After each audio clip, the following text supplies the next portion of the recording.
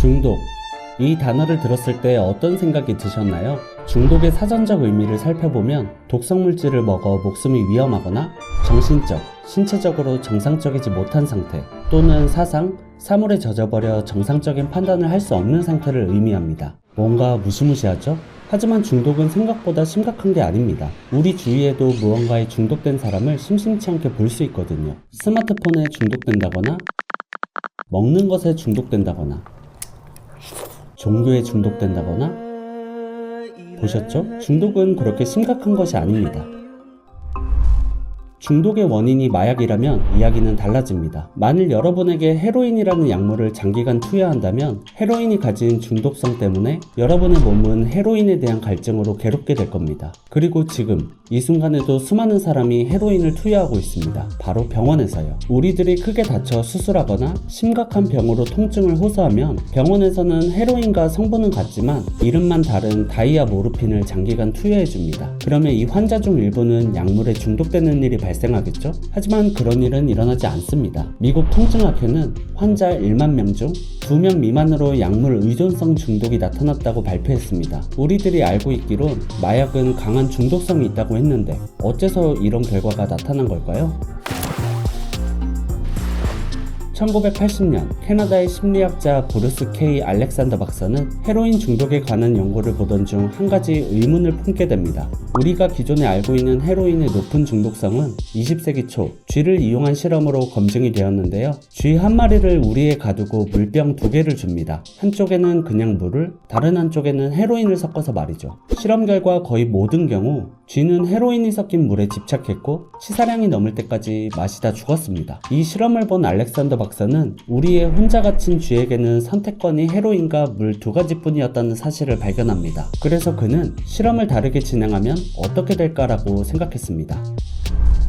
알렉산더 박사는 먼저 쥐공원을 만들기로 했습니다. 넓은 공간에 톱밥을 깔아 폭신폭신한 바닥을 만든 뒤 쥐들이 좋아하는 장난감과 맛있는 먹이를 준비했습니다. 말 그대로 쥐들에게는 천국으로 함께 놀 수 있는 친구들이 가득했고 암컷 수컷이 마음껏 사랑을 나눌 수 있는 환경이었습니다. 그리고 헤로인 성분의 물과 그냥 물을 함께 줬습니다. 실험 결과 놀랍게도 쥐들은 약물에 큰 관심을 보이지 않았고 집착하지도 않았습니다. 갇혀있는 쥐들보다 섭취량이 현저하게 줄어든 것입니다.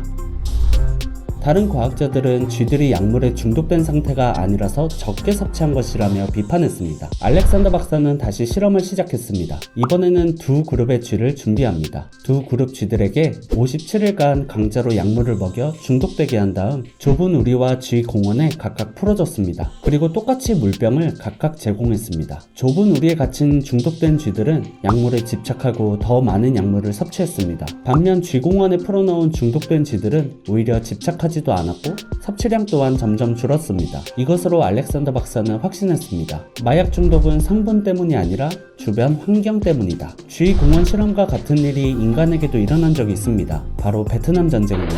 당시 전쟁에 참여한 미군의 20%는 헤로인을 했습니다. 그리고 미국 본토의 국민들은 불안했습니다. 전쟁이 끝난 뒤 거리는 헤로인에 중독된 군인들로 가득 찰 것이라고 말이죠.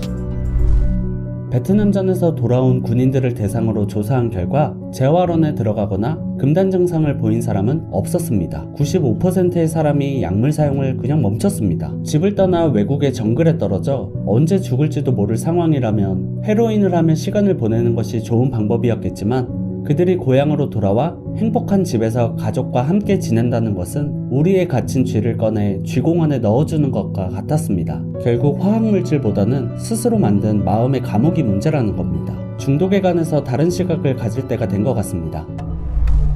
인간은 끊임없이 유대하고 함께 살아갑니다. 하지만 관계에서 상처를 입고 삶의 무게에 지쳐 고독해질 때 우리는 안도감을 주는 다른 무언가와 함께합니다. 누군가는 스마트폰을 하는 것이고 누군가는 음식에 집착하죠. 누군가는 종교에 심취하고 인간은 그것이 해롭든 해롭지 않든 다른 유대할 것을 찾게 됩니다. 그게 인간의 본성이니까요. 결국 해로운 유대에서 벗어날 길은 건강한 유대를 새롭게 형성하는 것입니다. 하지만 지금의 우리 사회는 친구를 사귀기보다는 더 가치 가치 있는 것을, 관계를 형성하기보다는 값진 물건을 선택하는 게 당연해지고 있습니다. 그리고 회복이 필요한 사람에게 도움보다는 배척을 선택하고, 뜻이 맞지 않는다면 비난을 서슴지 않으며 누군가의 죽음은 조롱의 대상이 되고 있습니다. 물질은 풍족해졌지만 관계는 메말라가고 있습니다. 우리를 중독으로 내모는 건 무엇일까요? 물론 지공원의 모든 쥐가 행복하지는 않았을 겁니다. 환경이 주는 행복이란 가치는 상대적이니까요. 하지만 적어도 궁지에 내몰거나 벗어나는 것은 내 선택에 달려 있습니다. 스스로 만든 마음의 철창문을 열고 소홀했던 주변을 바라보세요. 소중한 가족이,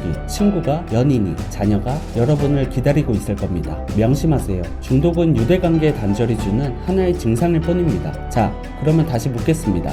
혹시 무언가에 중독되어 있진 않으신가요?